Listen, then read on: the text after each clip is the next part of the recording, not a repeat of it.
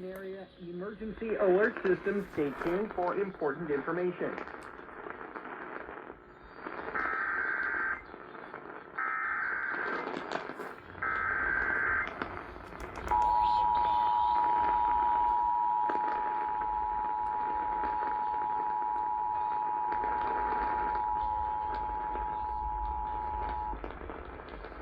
The National Weather Service in Leaf City has issued a severe thunderstorm warning for northwestern Galveston County, northeastern Brazoria County, and southeastern Harris County until 7:15. A severe thunderstorm was located near Alvin, moving northeast at 30 miles an hour.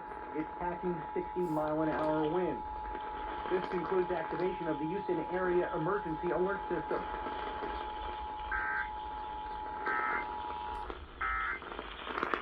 Weather Service in League City has issued a severe thunderstorm warning for northwestern Galveston County, northeastern Brazoria County, and southeastern Harris County until 7:15. A severe thunderstorm was located near Alvin, moving northeast at 30 miles an hour. It's packing 60-mile-an-hour winds.